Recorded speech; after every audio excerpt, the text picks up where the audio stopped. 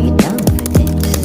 If you're in the mood, we can take it to the moon. Just like a movie scene, table for two. No need to be fed, I want you instead. Assalamualaikum warahmatullahi wabarakatuh. Perkenalkan, nama saya Astia Rahmadani dengan NIM 2306043 dari kelas MIK 1B, mahasiswa Universitas Saza Saintika. Di video kali ini, saya akan menjelaskan apa sih itu aplikasi M-Lite. Nah, aplikasi M-Lite ini adalah sebuah aplikasi rekam medis elektronik yang dibuat sebagai alternatif ringan untuk SIMKES atau Sistem Informasi Kesehatan Kementerian Kesehatan agar dapat dijalankan via mobile ataupun browser. Nah, aplikasi M-Lite ini berfokus pada sebuah kesederhanaan sehingga programmer pemula ataupun pengguna pemula lainnya dapat membuat modul-modul sendiri dalam aplikasi ini dan bahkan dapat mengganti tampilan penggunanya. Sehingga aplikasi ini dapat menjadi pendukung untuk pembelajaran fasilitas kesehatan, terutama untuk mahasiswa jurusan rekam medis seperti saya. Gunanya agar kita dapat lebih mengetahui dan mengenal bagaimana sih penggunaan aplikasi rekam medis elektronik ini. Nah, untuk penggunaan M-Lite ini juga sangat mudah dan dapat di-access secara gratis oleh siapapun, dimanapun, dan kapanpun. Nah, di video kali ini saya juga akan menjelaskan apa sih fitur-fitur yang ada di dalam aplikasi M-Lite ini dan bagaimana cara penggunaannya. Nah, di sini saya sudah membuka aplikasi M-Lite-nya dan saya mencoba untuk login terlebih dahulu.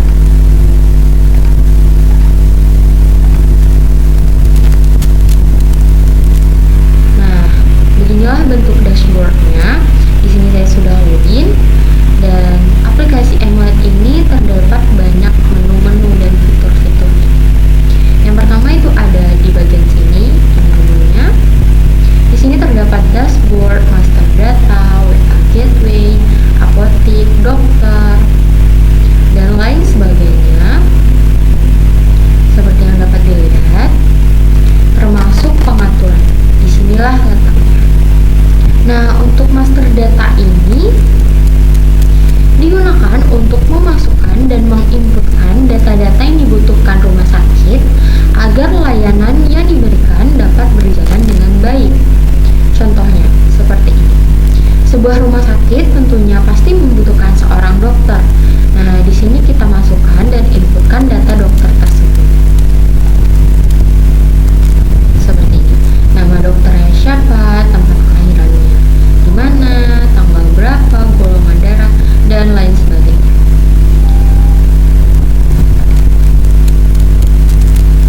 Nah, lalu di sini ada tempat menginputkan data petugas juga, poliklinik, bangsal, kamarnya ada berapa, lalu tentunya barang. Di sini kita inputkan seperti obat, berapa obat yang dibutuhkan, apa saja obat yang dibutuhkan. Disinilah kita inputkan datanya. Lalu di sini bisa menginputkan data perawatan apa saja yang diberikan pada rawat jalan, rawat inap, laboratorium, radiologi. Nah, lalu di sini ada perusahaan pasien. Nah, perusahaan pasien ini ditujukan untuk seorang pasien tersebut.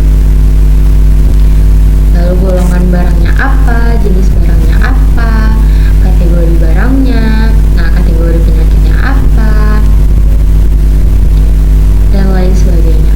Untuk bank, bidang, departemen, jabatan, jenjang jabatan, kelompok jabatan, pendidikan, status kerja, status wajib pajak, nah itu ditujukan untuk seorang pasien. Nah, misalnya pasien ini menggunakan bank apa, nah pasien ini pendidikannya apa, seperti itu. Nah, master data ini juga dapat disebut sebagai database, letak data-data sumber-sumber data yang akan dibutuhkan. Disinilah kita masukkan datanya. Nah, lalu lanjut ke menu sebelahnya atau bagian ke sebelahnya. Di sini ada menu pasien.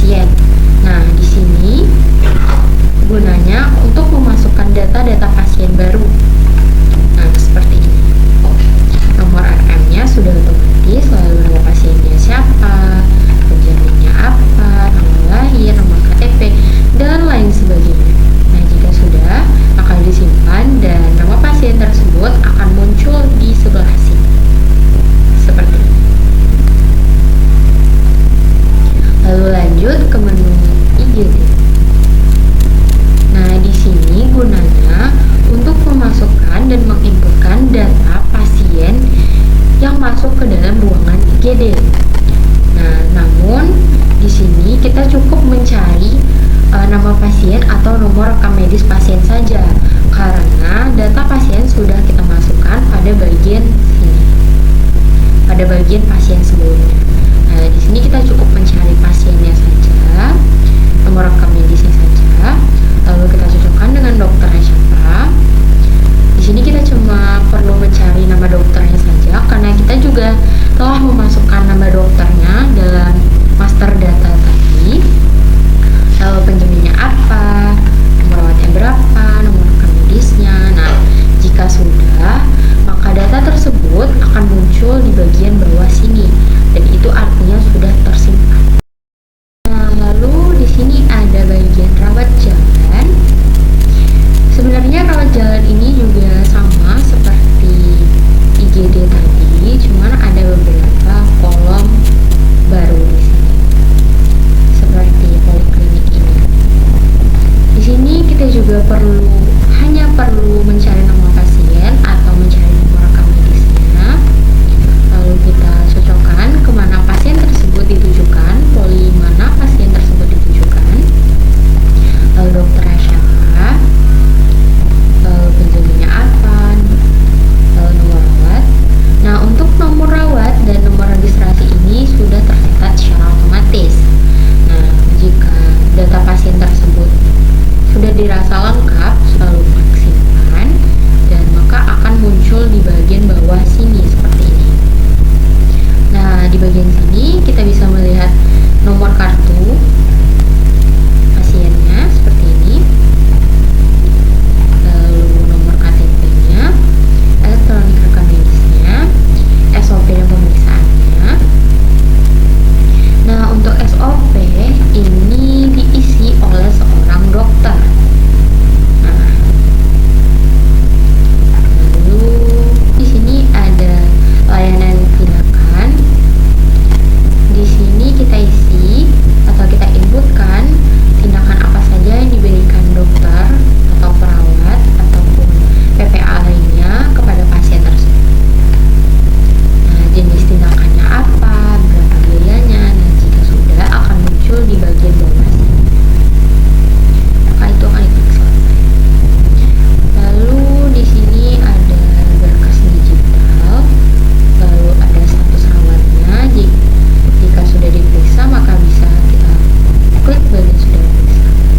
Pada status pasien ini kita sesuaikan dengan keadaan pasien tersebut, apakah pasien tersebut sudah diperiksa atau belum diperiksa, pasien tersebut dirujuk ataupun meninggal, dan lain sebagainya. Lalu di sini, nah, jika sudah statusnya itu sudah diperiksa, kolomnya ini akan berubah menjadi warna hijau. Lalu di sini status lanjut, dia apakah pasien tersebut akan dimasukkan ke rawat inap atau tidak. Lalu di sini ada surat kontrol, surat rujukan, keterangan sehat, keterangan sakit. Nah, seperti jika pasien tersebut sudah sehat, nah disinilah kita buat surat keterangan sehat dan lain sebagainya. Lalu obat kronis, kirim WhatsApp. Nah, kirim WhatsApp ini kita mengirim pesan kepada pasien tersebut. Lalu lanjut ke bagian rawat inap. Bagian rawat inap ini juga sama dengan bagian IGD dan rawat jalan. Di rawat inap ini kita juga hanya perlu mencari nama pasien ataupun nomor rekam medisnya. Lalu kita cocokkan ke kamar berapa yang akan kita masukkan pasien tersebut, dokternya siapa, penjaminnya apa, nomor rekam medis, nomor pasien, nomor rawat, dia otomatis masuk. Nah, jika sudah terisi semua, klik simpan, dan nama pasien akan muncul di bawah sini, yang artinya nama pasien tersebut telah tersimpan. Lalu